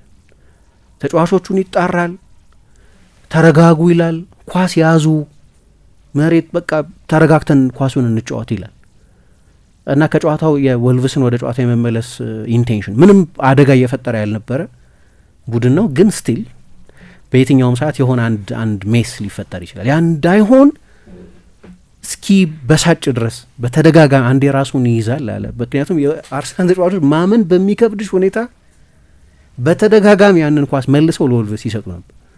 ወልቭስ አደጋ እየፈጠረበት አልነበረም። ሊሚትድ ቡድን ነው፣ ምን ጥያቄ ያለው። ለዛ ነው አደጋ እየፈጠረ ያልሆነው። ሌላ ቡድን ቢሆን ከዛም በላይ አደጋ ሊፈጠር ይችል ነበር። በቀጥታ ይሰጧቸዋል ለወልቭስ ተጫዋቾች። 165 ፓስ ነው አርሰናል በሁለቱ አጋማሽ የተጫወተው። ወልቭስ ሜዳ ላይ ከሄድሽ 400 ፓስ መጫወት አለብሽ በሁለተኛ አጋማሽ። በዛ መንገድ ከሆነ ጨዋታውን ገድለዋለሁ ብለሽ የምታስብ 167 ፓስ ሆኑ 77% የፓስ ኮምፕሌሽን ሬት ነው የነበራቸው። ወልቭስ 180 ፓስ ነው የተጫወተው እና ይሄ ደግሞ ከአእምሮ ጋር የሚገናኝ ነው፣ ከቴክኒካዊ ችሎታ ጋር የሚገናኝ ሊሆን አይችልም። ቅድም ከቴክኒክ ከምርጫ ከምናምን ጋር የሚገናኝ ነገር ነው። ከዛ አርሰናል በዚህ አመት በመጀመሪያ አጋማሽ በ14 የተለያዩ ጨዋታዎች የፕሪሚየር ሊግ ኦን ታርጌት እንኳን አልተሞከረበትም ከ27 ጨዋታዎች ልክ ትላንትና እንደሆኑ። ግን አንድ ችግር አለበት። ጨዋታ ሲያልቅ ብዙ ጎሎች፣ በተለይ በቅርብ ጊዜ ብዙ ጎሎች ይቆጠሩበት እያየን ነው። ከ80ኛው ደቂቃ በኋላ 8 ጎሎች ተቆጥሮበታል አርሰናል። 3 ጎሎች ትላንትና ከወልቭስ፣ ከዛ በፊት ከቪላና ከሰንደርላንድ ጋር በተጨማሪ ሰዓት በስቶፔጅ ታይም የተቆጠሩ ናቸው። በእነዚህ ጨዋታዎች ብቻ 5 ነጥብ አጥቷል። ስለዚህ በመጀመሪያ አጋማሽ በበለጠ ማርሽ ተጫውቶ በበለጠ ፍጥነት ተጫውቶ እና ለዛ አይነት አጫዋች የሚሆኑ ተጫዋቾችን ባለመምረጡ ምክንያት ሁለተኛውን አጋማሽ ጨዋታ ማኔጅ አደርጋለሁ ከሆነ አሳልፈው ያንን ሁሉ እንዴ በፖሴሽን እንዴት እኩል ወይም ማርጂናል ብልጫ ወልቭስ ይወስዳል አንቺ ላይ አንደኛ ከሆንሽ እና ደግሞ ያ ከሆነ ፐርፐዙ ይሄ ከአእምሮ ጋር የሚገናኝ ነው። ተመልሰናል አድማጮቻችን። አራዳ ኤፍኤም ላይ ነው የምትገኙት። አጋሮች አሉን አብረውን እየዘለቁ ያለው ሲዳማ ባንክ አጋራችን ነው። ወደ ባንክ ተሸጋገረ ጀምሮ በዘመናዊ ቴክኖሎጂ በብቁ ባለሙያዎች በተለያዩ የሀገራችን አካባቢዎች በከፍታቸው ነባርና አዳዲስ ቅርንጫፎች የተሟላ ደንበኛ ተኮር አገልግሎት እየሰጠ ይገኛል። አገልግሎቱን ይበልጥ ደንበኛ ተኮር ተመራጭ ለማድረግ ስትራቴጂ ቀይሶ ተግባራዊ እያደረገ ነው። የተለያዩ የቁጠባ ሂሳቦችን መደበኛ የቁጠባ ሂሳብ፣ የሴቶች የቁጠባ ሂሳብ፣ ልዩ የቁጠባ ሂሳብ፣ የልጆች የቁጠባ ሂሳብ፣ ልዩ የፕኔም ቁጠባ ሂሳብ፣ የተንቀሳቃሽ ሂሳብ በጊዜ ገደብ የሚቀመጥ ሂሳብን ጨምሮ ለአስመጪዎች፣ ኮንትራክተሮች፣ አቅራቢዎች የተለያዩ የጨረታ ዋስትና ሰነዶች እንዲሁም የብድር አቅርቦትን ይሰጣል። የዓለም አቀፍ ባንክ አገልግሎት በአጠቃላይ የተሟላ በቴክኖሎጂ የተደገፈ የባንክ አገልግሎትን በብቁ ባለሙያዎቹ ያቀርባል። በአነስተኛና ጥቃቅን የንግድ ዘርፍ ለተሰማሩ የዘጋጀ የብድር አገልግሎትም አለን። በቀልጣፋ መስተንግዶ በብቁ ባለሙያዎች በቴክኖሎጂ በታገዘ አገልግሎቱ አንቷን እያተረፈ ከሚገኘው ሲዳማ ባንክ ጋር እንዲሰሩ በአክብሮት እንጋብዛለን። ሁሌም 24 ሰዓት የማይስተጓጉል የሞባይል ባንኪንግና የኤቲኤም አገልግሎት ከሲዳማ ባንክ አክሲዮን ማህበር ማግኘት ይችላሉ ይላል ሲዳማ ባንክ። ኤምፔሳ አጋራችን ነው። የደንበኞቻችን ፍላጎት መሰረት ያደረገ ቀልጣፋና ዘመናዊ የገንዘብ ዝውውር ሲስተም ነው። ይህ አገልግሎት ከኤምፔሳ ወደ ሁሉም ባንኮች እንዲሁም ከማንኛውም ባንክ ወደ ኤምፔሳ በቀላሉ ገንዘብ ለማስተላለፍ ያስችላል። በተጨማሪም ደንበኞች በሂሳባቸው ላይ ገንዘብ ተቀማጭ ማድረግ የሚችሉ ሲሆን በቅርብ የሚገኙ ወኪሎች አማካኝነት ጥሬ ገንዘብ ገቢና ወጪ የማድረግ ምቹ ሁኔታ ተፈጥሮላቸዋል። ይህ ሲስተም ለተጠቃሚዎች እጅግ ዝቅተኛ አገልግሎት ክፍያ ማቅረቡ ልዩ ያደርገዋል። ከኤምፔሳ ወደ ኤምፔሳ የሚደረግ የገንዘብ ዝውውር ሙሉ በሙሉ ነጻ ነው። ወደ ሁሉም ባንኮች ለሚደረግ ዝውውር ደግሞ እስከ 5 ብር የሚደርስ አነስተኛ ክፍያ ብቻ ይወስዳል። ከዚህም ባለፈ ከውጭ ሀገር የሚላክ የገንዘብ ሐዋላን በቀጥታ ለመቀበል ለራሱም ሆነ ለሌሎች የአየር ሰዓት የኢንተርኔት ጥቅሎችን ለመግዛት ያስችላል። እንዲሁም የኤሌክትሪክ፣ የውሃ፣ የትምህርት ቤት፣ የነዳጅ፣ የተለያዩ የብራ ትኬት ክፍያዎችን ካሉበት ቦታ ሆኖ መፈጸም ይችላሉ። የኤምፔሳ መተግበሪያ በሳፋሪኮም ኔትወርክ በማውረድ በሀገራችን ያለውን ዝቅተኛ አገልግሎት ክፍያ በመጠቀም የገንዘብ እንቅስቃሴውን ያዘምኑ ይላል ኤምፔሳ። አጋሮቻችን እናመሰግናለን። የአርሰናልና የወልቭስን ጨዋታ እያነሳን ነው የምንገኘው። ትናንትና ምሽት የተደረገውን ጨዋታ የቀሩን ጉዳዮች አሉ፣ እሱ እንመልከት። ልክ ነው። የመጀመሪያ የተጫዋቾች ምርጫን የመጀመሪያ አጋማሽ በተመለከተ ግን ከአፕሮችም ጋር ግን የሚገናኝ ነው። ለእኔ ወልቭስን ከሆነ የምትገጥሚው እና ወልቭስን ከዚህ በላይ ኢንፈሳይዝ ማድረግ አልችልም። ወልቭስ ነው እና ከወልቭስ ጋር አንድ ትልቅ ቡድን ተጫውቶ እንደዚህ ከተጫወተ ትልቁን ቡድን ነው የምትተችው ናቹራል። እና ግን ለምሳሌ እኔ ምን አስባለሁ፣ አሁን የኔ አስተሳሰብ ነው ይሄ፣ ወልቭስን ከሆነ የምትገጥሚው በአንድ ፒቮት መጫወት ይበቃል ነው የምለው። ብራይስን 6 ማድረግ ወይም ዙቢሜንዲን 6 ማድረግ በቂ ነው። ከእነሱ አጠገብ ኤዜን መጨመር ይችላል፣ የበለጠ ክሬቲቭ ተጫዋች። ወልቭስን በምትገጥሚበት ጊዜ በ4 ሴንተር ባክ መጫወት የለብሽም። ብዙ አደጋ የሚፈጥር ቡድን አይደለም። ኢቭን ትላንትና 2 እኩል ተለያይቶ እንኳን ምንድነው በሰልፍ ሳቦታጅ ነው፣ በአርሰናል ጋባዥነት ነው ወልቭስ እነዛን ጎሎች ያስቆጠር ያን ያህል እንደዚህ አይነት ቡድን። ስለዚህ ለምሳሌ ለእኔ ከመሀል ከፉልባኮቹ መካከል ቢያንስ አንደኛውን የሙሉ ጊዜ አታኪንግ ፉልባክ ማድረግ ይቻላል። ለምሳሌ ማይልስ ሉዊስ ስኬሊን በግራ በኩል ማጫወት። ስለዚህ በአንድ ፒቮት የምትጫወቺ ከሆነ ማይልስ ሉዊስ ስኬሊ ወደ መሀል መምጣትና ሁለተኛ ፒቮት መሆን ይችላል። ስለዚህ ሁለቱንም ሰርቪስ መስጠት ይችላል። ወይ ደግሞ በቀደም በእርግጥ ተጎርቶ ወይም ድካም ነው ብሏል እሱ፣ ግን ከቲምበር የበለጠ የማጥቃት የመስመር ተከላካይ ነው ቤን ዋይት፣ ወይም ዋይትን መጠቀም አለብሽ። ቅድም ካልኩት የፕሮፋይሊንግ ጉዳይ የትኛውን ተጫዋች ወይም የትኞቹን የተጫዋቾች ጥምረት ነው አንድ ላይ የምትጠቀሚው? እሺ ማድዌኬም ማርቲኔሊ የሚጫወቱ ግን ከዮኬረስ ጋር መሆን የለበትም። ከጄሱስ ጋር ቢሆን የበለጠ ኮምፕሊመንታሪቲ ይፈጠር፣ የበለጠ መጣጣም ሊፈጠርበት ይችላል ያ ጥምረት። ግን ላይን አፑንም በተመለከተ ግን ቢሆን እንደ አፕሮች ለእኔ ይሄ በቃ በመጨረሻው ማርሽ ነው መጫወተው ብሎ መግባት የሚገባበት አይነት ጨዋታ ነው ብዬ አስባለሁ። አሁን እሱ ገራገርነት ከሆነ አላውቅም፣ ታክቲካል ናይቪቴ የሚሉት ነገር አለ እንደዛ። ለእኔ ግን እንደዛ በቃ አሁን በቀደም አንድ በጣም ጥሩ ንግግር ተናግሮ ነበር አስታውሳለሁ። በማንቸስተር ዩናይትድ ጨዋታ ከተሸነፈ በኋላ አርሰናል እንዳለ ስሜቱ ግላስ ሀፍ ኢምፒቲ የሚባለው አይነት ነው። በጣም አሉታዊ አስተሳሰብ ምን የነበረው በስቴዲየም ውስጥም በሚዲያውም በምኑ የሚወራ ነበር እና ከዛ በኋላ አርሰናል ከነበረው ጨዋታ በፊት አርቴታ ሲናገር አውርተናል ከተጫዋቾቼ ጋር እዚህ አሁን ያለንበት ቦታ ላይ ለመገኘት በአራቱም ውድድሮች እዚህ ርቀት ድረስ ለመምጣት በቻምፒየንስ ሊግ እስካሁን ያሳለፍነው አይነት ሲዝን ለማሳለፍ ፕሪሚየር ሊግን ሲዝኑን በሙሉ ለመምራታችን በሁሉም ውድድሮች ውስጥ ለመገኘታችን ለልፋታችን ከዚህ በኋላ ደስ ማለት ልንሰኝ ይገባል። ኢንጆይ ማድረግ አለብን የቀረውን ጊዜ እንጂ በፍርሃት መታሰር የለብን። እንደዛ ነው መሆን ያለበት ብለን ተስማምተናል። ምክንያቱም ያ ጨዋታ ካሪክም ከጨዋታው በኋላ ተናግሮታል። ይህን ተመሳሳይ ስቴዲየም ውስጥ ስለነበረው አትሞስፌር እና ያ ስቴዲየም ውስጥ ያለው ስሜት ተጫዋቾቹ ላይ ስለሚፈጥረው ስሜት ግን አርቴታ አውርተናል ከተጫዋቾቹ ጋር ከዚህ በኋላ በነጻ አእምሮ ነው መጫወት ያለብን ተባብለን ተነጋግረናል አለ። እኔ እንደዛ አይነት ሜንታሊቲ አይደለም አርሰናል ላይ ማየው። ስህተት የመስራት ፍርሃት ያለበት ቡድን ነው ማየው። ስህተት የመስራት ድፍረት ነው የሚያስፈልገው ነው እኔ ደግሞ ብለው ሉዝ የመሆን ድፍረት ነው የሚያስፈልገው ምንም ብለው። ፍርሃት ሰዋዊ ነው ይላሉ ኔልሰን ማንዴላ። ግን ጎበዝ ሰው ፍርሃቱን የሚያሸንፍ ነው። የማይፈራ የለም። ስለዚህ እንደ እንትን ነው ፍርሃት ምንድነው ሂንደራንስ ነው ለፋይትም ለፍላይ የሚባል ለመብረርም ለመፋለምም አያግዝም። እና ለእኔ እንዲያው በድፍረት ተጫዋቶ ስህተት ቢሰራ ይሻለኛል። የበለጠ ሉዝ ሆኖ ተጫዋቶ በአንድ ፒቮት እና በተጨማሪ አታኪንግ ፉል ባክ ተጫዋቶ የሚሻል ይመስለኛል። እንደኔ እንትን ዋንጫውን አታክ ማድረግ ማለት እሱ ደግሞ እንደዛ ብሎ ነበር። ሁለተኛ ኦኬ ደግሞ እሺ በሱ ቨርዥን መጠንቀቅ ከሆነ የፈለገው ቅድም አንድ ማነው የሆነ አንተ ነው ሰሪ አንተን ባልደረባችን እዚህ ሲላይ ነበር ለምን ኖጋርድ መጣ? ኦኬ ለኮንትሮልም ከሆነ ለምን በቀደም በጣም ጥሩ ተጫዋታለ። ኦኬ ዊጋን ነው ሰው ወረዳለው። ዊጋን ነው ወደ 3ኛ ዲቪዚዮን ሊወርድ የሚችል ቡድን ነው፣ ግን በተጫወተ ቁጥር በሌሎችም ጨዋታዎች ጥሩ ይጫወታል። የሱ መደበኛ ቦታ ባልሆነ የመሀል ተከላካይነት ጭምር በሚጫወትባቸው የጨዋታ ምዕራፎች እንደ በቀደሙም ጨዋታ ሌሎችም ጨዋታዎች ላይ ለሱ ከሆነ ያንን የጆርጂኖን አይነት ሚና ለምን አትሰጪውም? ጌም ለመጨረስም ይሆን ስኳድ መጠቀም ለኔ እሱ በቃ ያሉትን ተጫዋቾች በአስፈላጊው ጊዜ መጠቀም ከፊትም ላሉት ከኋላም ላሉት ተጫዋቾች ሊሰራ ይችላል። የፍርሃትን ጉዳይ በተመለከተ አንድ ጄምስ ቤንጅ የሚባል የሲቢኤ ጸሐፊ ምን ይላል? አርሰናል ለሶስት ተከታታይ ሲዝን ሁለተኛ ሆኖ ጨርሷል። በ2022-23 የውድድር ዘመን 250 ቀን መርቷል እና ማንም ሰው ኤክስፔክት አላደረገም አርሰናል ዋንጫ ይፎካከራል ብሎ እና መጨረሻ አካባቢ በተለይ በሳሊባ ጉዳት ምክንያት ግን በቂ ኤክስፒሪየንስም የሌለው ቡድን በመሆኑ ምክንያት ብዙዎቹ ተጫዋቾች ለመጀመሪያ ጊዜ ለዋንጫ የተፎካከሩ በመሆናቸው ምክንያትና ከዛ በፊት በነበሩት 3 ሲዝኖች 8ኛ 5ኛ ሆኖ የጨረሰ ቡድን ነው። ስለዚህ በዛ የውድድር ዘመን ዋንጫ ባይወስድ ውድቀት ሊሆን አይችልም።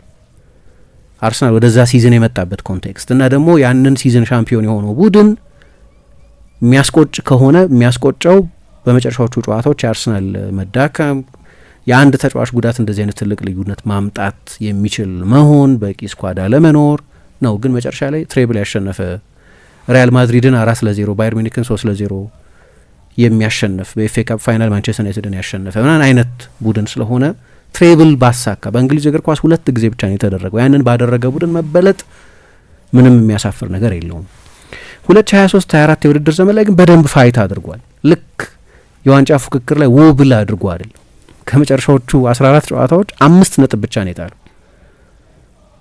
ሲቲ ግን 4 ነጥብ ብቻ ጣለ ከ14 ጨዋታ። ስለዚህ እሱ ፍጹም ፐርፌክት መሆን የሚጠይቅ ነው። ያ ጨዋታ ደግሞ በሁለቱ የባየር ሚኒክ ጨዋታዎች ጣልቃ የነበረው የቪላ ጨዋታ ነው። ከባየር ሚኒክ ጋር ዛሬና በሚቀጥለው ሮብ ትጫወቻለች። በመሀል ቪላ አለ። ቪላ የቻምፒየንስ ሊግ ተሳትፎ ያገኘበት ሲዝን ነው።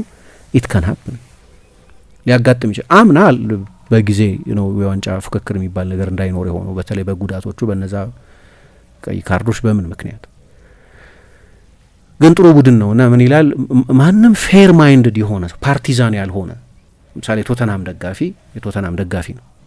ስለዚህ ስለ አርሰናል የሚኖረው ኦፒኒየን ሁልጊዜ ፓርቲዛን ነው የሚሆን የሚነሳው ከአርሰናል ጥላቻውና ከቶተናም ደጋፊነቱ ስለሆነ እና እሱ ደበኛ የደጋፊ አስተሳሰብ ግን ፌር ማይንድድ የሆነ ሰው ለምሳሌ ኤክስፐርት የሆነ ሰው ነገር አናሊቲካል የሚረዳ ሰው ሌሎች የአውሮፓ ቡድኖች በሙሉ እንደ ሞዴል የሚያዩት ቡድን እንደሆነ የታወቀ ነው ይልና ይሄ ግልጽ ነው።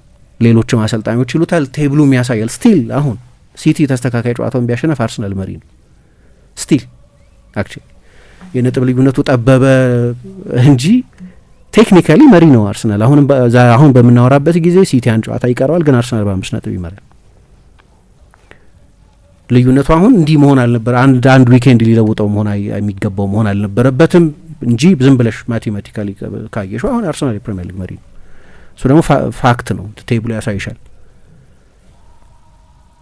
እና በኤፍኤ ካፕ ወደሚቀጥለው ዙር አልፏል። በሊግ ካፕ ፋይናል ደርሷል። በኤፍኤ ካፕ ያለ ማጣሪያ አንደኛ ሆኖ አልፎ ወደ ሁለተኛው ዙር በቀጥታ አልፏል።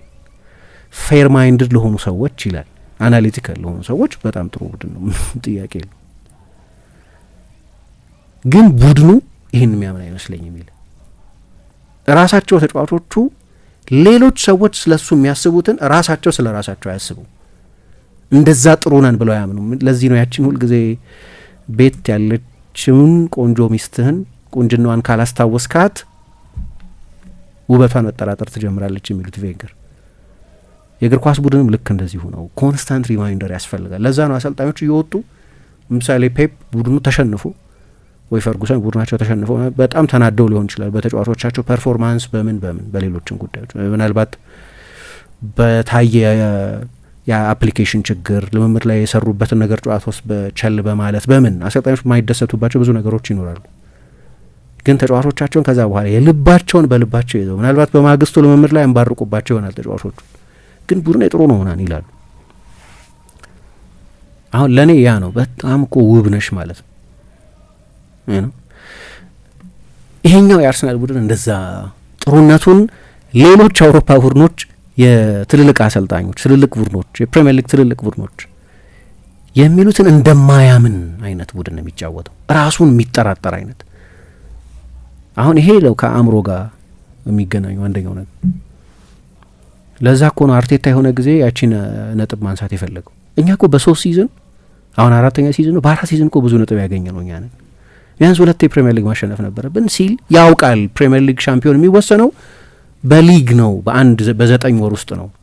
ግን ለተጫዋቾቹ ለአመታት ቆጥሮ ነበራችሁና ልትጠራጠሩ አይገባም ራሳችሁ ሊላቸው ሲፈልግ ነው ያንን ያለው ይላል አንድ ዳንኤል ስቶሪ የሚባል ጸሐፊ። መልእክት እያስተላለፈ ነው አርቴታ። ምክንያቱም ሲጫወቱ ያ ሰልፍ ዳውት እንዳለባቸው፣ ይሄ ምንድነው ሰልፍ ፉልፊሊንግ የሚባል ነገር አለ፣ አይቀርልኝም በቃ ኮላፕስ ማድረጌ ብሎ ውድቀቱን እንደሚጠብቅ አይነት ቡድን ሁለት የሆነ አጋማሽ ከዛ በስተቀር ሌላ በምን ልታብራር ትችላለች? ትላንት ከማንቸስተር ሲቲ ጋር አይደለም የተጫወቱት፣ ከሊቨርፑል ከአንድ ትልቅ ቡድን ጋር አይደለም የተጫወቱት፣ ከወልቭስ ጋር የተጫወቱት እና ያንን ቤዚክ የሆነውን ነገር ማድረግ ማቃት ከአእምሮ ጋር የሚገናኝ እንጂ ከሌላ ከምን ጋር ሊገናኝ ይችላል? ለዛ ነው እኮ ቴክኒክ ቦታው ላይ ሆኖ ጄምስ ቤንጃሚን ሲለምናቸው ነበረ። ትሮሳር በተጎዳበት ጊዜ ሁሉንም ተጫዋቾች ጠርቶ ምንድን ነው እየሆነ ያለ ነው ዱ ዘ ቤዚክስ ሲላቸው ነበር። በቃ ፓስት አርጉ፣ ተቀባበሉ። ምንም ይመጣ ወልቭስ በሙሉ ልብ ፕሬስ የሚያደርግ ቡድን አይደለም። በጣም ሊሚትድ ቡድን ነው። ጎሉን ያስቆጠረው ልጅ እኮ ለመጀመሪያ ጊዜ የተጫወተው ያመጡት 2024 ላይ ነው። ተጫውቶ ማያውቅም። በጣም ደካማ ሪሶርስ ያለው ቡድን ነፃ ነው ከጭንቀት።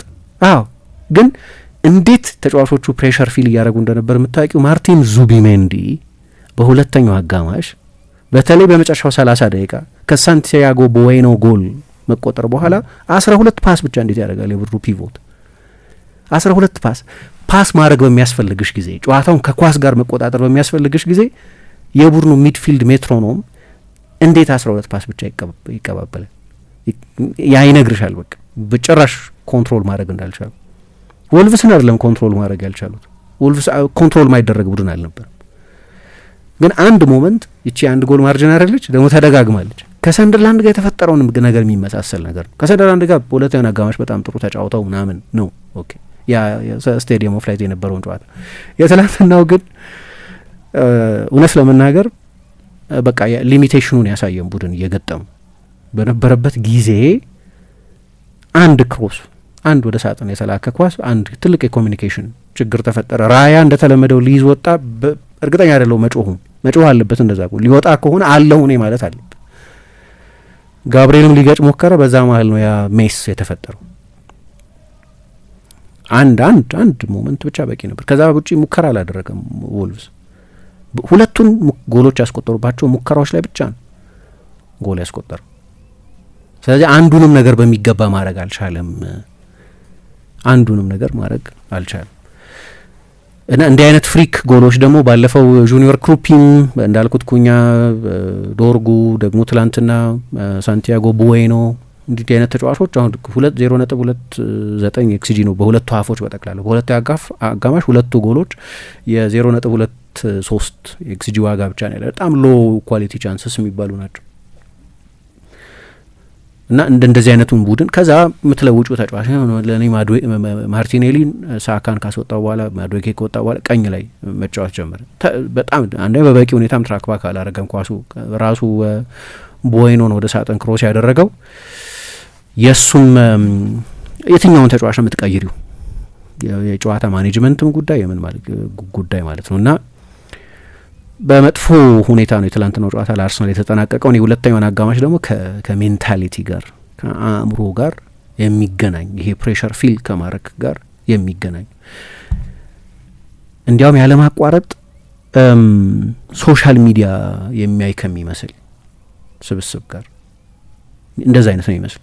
ምክንያቱም ሶሻል ሚዲያው ሶ ድራማቲክ። ፔፕ የመጨረሻ ፕሬስ ኮንፈረንሱ ላይ አሁን አርሰናል ያለበት ቦታ ነው መሆን የምመኘው ነው ያለ። ለሁሉም ሰው የነበረው ፐርሰፕሽን በቃ እያዳለጡ ነው አርሰናል ነው የሚል ነው የሰው ፐርሰፕሽን። አሁን እኔ አርሰናል ያለበት ቦታ ላይ ነው መሆን ፈልግ 4 ነጥብ ርቀት መቀመጥ የምፈልግ ይመስላችኋል? 4 ነጥብ መርቼ እንኳን በ4 ነጥብ ልዩነት እየመራሁ እንኳን ጥሩ እንቅልፍ አልተኛም። በ4 ነጥብ መመራት ደግሞ የበለጠ ጥሩ እንቅልፍ አያስተኛም። ስራው ከባድ ነው። በ4 ነጥብ መምራት ከባድ ከሆነ በ4 ነጥብ መመራት ከባድ ነው ማለት ነው። አርሰናል ያለበት ቦታ ላይ ነው መሆን የምፈልገው እኔ። እንዳትሳሳቱ። እንደዛ ነው አለ ባለፈው ከፉልሃምን ካሸነፈ በኋላ። እንደዛ እንዳይመስላችሁ ሞመንተም ምናምን ኦኬ አንድ ነገር ነው እሱ። ግን ፋክቱ ምንድነው? አርሰናል በ4 ነጥብ ፕሪሚየር ሊጉን ይመራል እና እኔ እዛ ቦታ ላይ በሆነ እመርጣለሁ።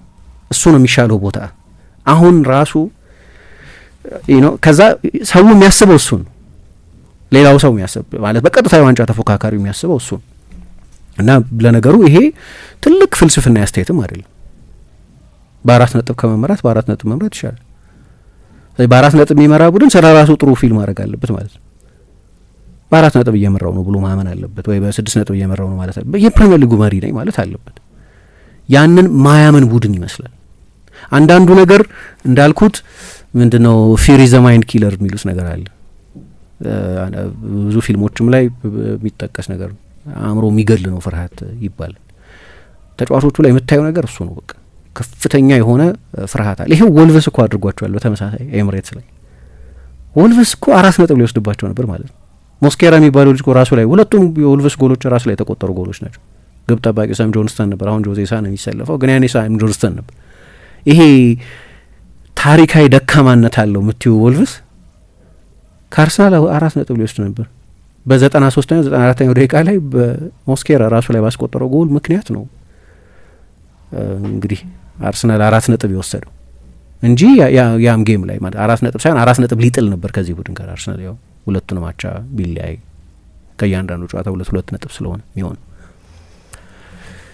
እና ይሄም እዛም ጨዋታ ላይ አንስተ ነው ነበር ያኔ እዛም ጨዋታ ላይ ያ ደግሞ ኤምሬትስ ላይ ያለ ጨዋታ ነው። ስለዚህ ፍርሃቱ በተጫዋቾች ላይ ብቻ ያለ ሳይሆን በጠቅላላው በስቴዲየም ውስጥም ያለ ወደ ተጫዋቾቹ የሚጋባ አይነት ፍርሃት እኔ ነበረው። አሁን ይሄንን እንግዲህ እኔ የስቴዲየም የኤምሬትስ እንደዚህ አይነት አትሞስፌር ያለው ምናምን በአካል ስለሆኜ ስላላየሁት እንደዚህ እንደው እንደ መጀመሪያ መስካሪ መሆን አልችልም። ግን አርቴታ ከጨዋታው በኋላ የአእምሮ ጉዳይን በተመለከተ እንደዚህ ሲሉት ምንም አስተያየት ቢሰጥ ከዛሬ ጨዋታ በኋላ ትክክል ነው አለ።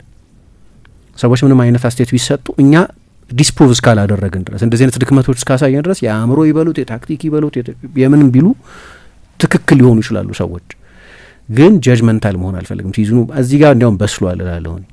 አሁን የምናገረው ቃል በጣም ኢሞሽናል ስለሆነን ሁላችንም ቡድኑን በጣም ስትሮንግ ፖዚሽን ላይ ስለሆነ ያለ ነው በመደበኝነት ዳሜጅ የሚያደርግ ነገር መናገር አልፈልግም። የሁሉም ተጫዋች ኢንቴንሽን ጨዋታውን የተጫወተው ተጫዋች በሙሉ ኢንቴንሽን ለቡድኑ ጥሩ የማድረግ ኢንቴንሽን፣ ለቡድኑ የማሸነፍ ኢንቴንሽን፣ ቢጠነቀቅ ሪስክ መውሰድ ቢፈራ ምን ቢል ያን ሁሉ ነገር ሁሉ ቢያደርግ ለቡድኑ ጥሩ በማድረግ አላማ ነው የሚጫወተው። ስለዚህ ያንን ቢያንስ ያንን ኢንቴንሽን ስለማይ ዳሜጅ የሚያደርግ ነገር ምናምን መናገር አልፈልግም እና እንዲያውም ከየትኛውም ጊዜ በላይ ለተጫዋቾቹ ቅርብ መሆን የሚያስፈልገኝ በአስቸጋሪ ጊዜ ነው። እንደዚህ አይነት አስቸጋሪ ጊዜ ምክንያቱም ከ7 ጨዋታ 2 ጨዋታ ብቻ ነው አርሰናል በፕሪሚየር ሊግ ያሸነፈው ካለፉት 7 ጨዋታዎች ሊድስንና ሰንደርላንድን ያሸነፈባቸው ጨዋታዎች ናቸው እና ይሄ ዋንጫ የሚወስድ ቡድን ፎርም አይደለም እና ድንገት ምን ይሆናል መሰለሽ ልክ እንደዚህ ሲሆን ጨዋታዎቹ በሙሉ ድንገት ከባድ ይመስላሉ። ከወልቭስ ጋር እንደዚህ አይነት ችግር ካጋጠመሽ የተሻሉት በሙሉ ከወልቭስ የተሻሉ ቡድኖች ስለሆኑ 20ኛው ስለሆነ ወልቭስ ከበርንሌይ ጀምሮ ሁሉም ከወልቭስ ስለሚሻል ድንገት በቴብሉ ላይ ፊክስቸሮች ታይ ሁሉም ጨዋታዎች ከባድ ሊመስሉ ይችላሉ። ያለሽበት ሁኔታ እንደዛ ያደርጋል። ከዛ የሲቲን ጨዋታ ታይና ሲቲ ደግሞ ቢያንስ ባለፉት 2 ጨዋታ አሸንፎ ስለሆነ የመጣው ሊቨርፑልንና ፉልሃምን በነዛ ጨዋታዎች ምክንያትና በሲቲም ታሪክ ምክንያት ሁሉም ጨዋታዎች ለሲቲ ዊነብል ሊመስሉ ይችላሉ። እንደዛ ነው የሚያደርግሽ የዋንጫ ፍክክር ያለሽበት ሁኔታ እነዛን ጨዋታዎች በሰው አእምሮ ውስጥ ከባድም ቀላልም ሊያስመስላቸው ይችላል። አሁን ድንገት ለአርሰናል ቀጥለው የሚመጡት ጨዋታዎች ሲዝን ዲፋይኒንግ ጨዋታዎች ይሆናሉ። እንደ ሰሜን ለንደን ደርቢ ለእኔ ይሄ ቡድን የዋንጫ ቡድን ነው አይደለም የሚለውን ለሁልጊዜም ዲፋይን ሊያደርገው ይችላል። በጣም ቁልፍ ሳምንት ነው አሁን እየመጣ ያለው። አሁን እሱ በቃ ሰዎች የሚሰጧቸው አስተያየቶች አሉ እና እነዛ አስተያየቶች አይወብል ነው ሲዝኑን በሙሉ መቼ 38 ጨዋታ በሙሉ ኮንሲስተንት ቢሆን ቡድን የለም የሚያጋጥም ነው ለማለት ከሰሜን ለንደን ደርቢና ከዛ ከሁለቱ ደርቢዎች የሚሻል የለም። ቀጥሎ የሚመጡት 2 የአርሰናል ጨዋታዎች ከቶተንሃምና ከቼልሲ ጋር የሚደረጉ ጨዋታዎች ናቸው። ኢንፋክት ቀጥለው ካሉት ጨዋታዎች ከሲቲ ጨዋታ በስተቀር ከባዶቹ 2 ጨዋታዎች እነዚህ ከፊት ያሉት ጨዋታዎች ናቸው። ያኔ እሁድ ዕለት ምን አይነት መልስ ምናምን ቡድኑ እንደሚሰጥ ማየት ያስፈልጋል። ግን አሁን ያለው ትላንትና የታየውም ግን ሰሞኑንም የነበሩትም ጨዋታዎች ላይ የሚታየው የቡድኑ ጠባይ ግን እና ይሄ የሚታይ ኮሌክቲቭ ሜንታል ብሎክ የጋራ የሆነ የሚመስል ሜንታል ብሎክ በየጊዜው ያ ጫና ሲሰማሽ የምትሰሪያቸው የግል ስህተቶች አሉ። ጋብርኤል ከቦርንመዝ ጋር ኤቫንጀልሰን ወይም ዙቢሜንዲ ለምቤሞ ሌሎች ጨዋታዎች ላይ እንደምናያቸው አይነት በጣም ቤዚክ በጣም ትልልቅ ስህተቶች መስራት ይችላል። ትላንትና 2 ያጎልም ልክ እንደዚህ ሆነ። ያኔ የአእምሮ ሁኔታ የሚፈጥራቸው ስህተቶች ናቸው። ኖርማሊ አርሰናል ተጫዋቾች እንደዚህ አይነት ስህተቶች አይሰሩም። ኖርማሊ ማትሰሪ ከሆነ የሆነ ችግር አለ ማለት ነው እና ትላንት በቃ በወልቭስ ደረጃ መጫወት ጀመረ። ሁለተኛው አጋማሽ በወልቭስ ስታንዳርድ የተደረገ ነው። የወልቭስ ስታንዳርድ የ20ኛ ስታንዳርድ ብቻ ሳይሆን ሂስቶሪካሊ መጥፎ ቡድን ነው። መጥፎ ቡድን ሳይሆን ማለት መጥፎ ቡድን ስል በቡድኑ ፐርፎርማንስ አመቱ ሙሉ ባሳዩት ፐርፎርማንስ ማለት ነው እና ይሄ ደግሞ የፕሬሸር በቃ ፕሬሸር በደንብ ፊልም የሚያደርግ ቡድን የሚመስል ነው። አሰልጣኙም we know they are under immense pressure ብሏል ሮብ ኤድዋርድስ የወልቭስ አሰልጣኝ። ስለዚህ እኔ ሁለተኛውን አጋማሽ ከማኔጅመንት ጋር ከተጫዋች ቅያሬ ጋር ከምን ጋር የሚገናኙ ነገሮች አሉት ቀጥታ አርቴታን የሚመለከቱ ግን ደግሞ በጣም ከፍተኛ የሆነ የአእምሮ ጉዳይ አለ። ብዙ ሰው መጨረሻ ላይ ፋይት አደረገው። ያው ሞስኬራ ተንኳሽ ነው እንደምታውቂው። ጄሱስን አምና እንዴት ቀይን በቀይ እንዳልወጣ አላውቅም። ከወልቭስ ጋር አንድ ላይ የተለያዩበት ጨዋታ ላይ ማይሆን ነገር አድርጓል ለምታስታውሱ መናገርም የሚሰቀጥጥ ነገር ነው። ከዛ ትላንትና ተጣሉ። ጄሱስ ኦፍኮርስ ቢጫ ካርድ አየ። ግን ያንን ፋይት በጨዋታ ውስጥ አላሳዩ። ጨዋታው ሲያልቅ ከፊሽካው በኋላ ያሳዩትን ፋይት ጋብርኤል መጣ ፋይቲንጉን ተቀላቀለ ምናምን ያንን ጨዋታው ላይ አላሳዩትም። ያ ፋይቲንግ በሁለቱም አጋማሾች አልነበር። ቁጠባን ባህለው አድርገው የስኬት ጉዞውን ሲጀምሩ እኛ ደግሞ ለቁጠባው እሴት ጨምረን አብረኖት እንተጋለን። ለላቀ ቁጠባው የላቀ ወለድ ይገባውታል። የብርሃን ባንክ የላቀ ቁጠባ ሂሳብ ወይም ፕሪሚየም ሴቪንግ አገልግሎት ደንበኞች ቁጠባቸው እየጨመረ ሲሄድ ባንኩ ጠቀም ያለ ወለድ የሚከፍልበት ልዩ የቁጠባ ሂሳብ አይነት ነው። የላቀ ቁጠባ ሂሳብ አገልግሎት ደንበኛ ከሆኑ ሂሳቦን በቼክ ወይም በሂሳብ ደብተር በኤቲኤም ካርድ ወይም በሞባይል ባንኪንግ አገልግሎት ማንቀሳቀስ ይችላሉ። ዛሬውኑ ወደ አቅራቢያው ወደሚገኝ የብርሃን ባንክ ቅርንጫፍ በመሄድ የላቀ ቁጠባ ሂሳብ ከፍተው ብዙ ይቆጥቡ፣ ጠቀም ያለ ወለድ ያገኙ። ብርሃን ባንክ እንደ ስማችን ብርሃን ነው ስራችን።